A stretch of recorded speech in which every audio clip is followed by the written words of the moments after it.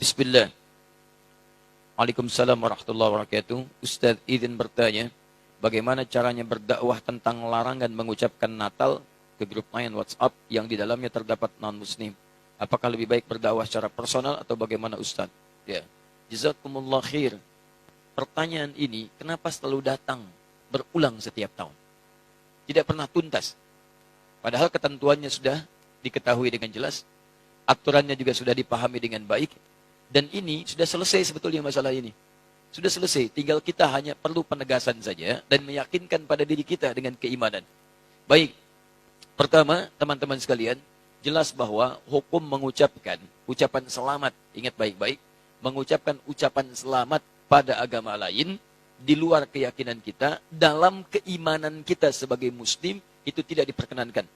Haram hukumnya mengucapkan selamat misalnya A, selamat B, yang dalam selamat itu ada unsur pengakuan. Awas, ada unsur pengakuan, ada din selain Islam atau agama yang dibenarkan selain Islam. Itu adalah wilayah keyakinan iman kita.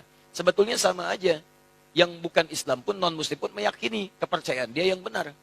Jadi sebetulnya itu keyakinan standar setiap pemeluk agama. Itu indah sekali. Ya, indah dalam Islam itu. La ikraha fid din.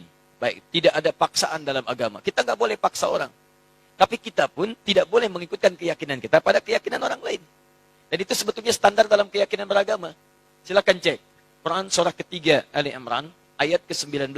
Paling kiri sebelah atas. Inna dina indallahil Islam. Inna dina sungguh ad-din. Ad-din. Pegangan hidup. Hal yang mendekatkan pada Allah. Din.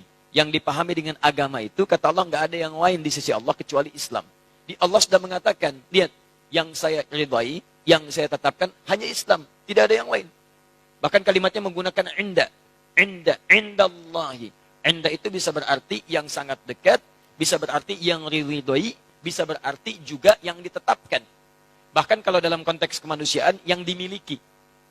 Misal, ana indik qalam. Ini punya saya. Yang lain bukan punya saya. Kata Allah, inna dina indallahil Islam. Yang saya tetapkan itu Islam, yang lain enggak saya tetapkan. Bahkan kalau antum buka lagi sampai ayat 85-nya, nanti antum akan temukan, wa may yabtaghi ghairal islami dina falan yuqbala minhu. Pakai lan. Siapa yang mencari selain Islam, mengakui selain Islam, menetapkan selain Islam, kata Allah, enggak akan saya terima. Dan kalimat tidak menerimanya menggunakan lan. Ada lan, ada la, itu beda. Kalau la, itu harfu nafyin, menafikan sesuatu. Tapi juga hati-hati. Tapi juga penafian ini bisa dua jenis. Penafian mutlak atau yang kedua penafian saat itu tapi dunal istiqbal. Tanpa yang akan datang. Saat ini saja. Contoh penafian mutlak dalam kalimat asyhadu an la ilaha illallah. Saya mengakui tidak ada Tuhan kecuali Allah. Ketika la-nya menafikan mutlak. Ketika menggunakan alif lam la ilaha, ketika menggunakan illa isbat. Isbat itu menetapkan yang satu, menafikan secara mutlak yang lainnya. Dia katakan asyhadu an la ilaha, saya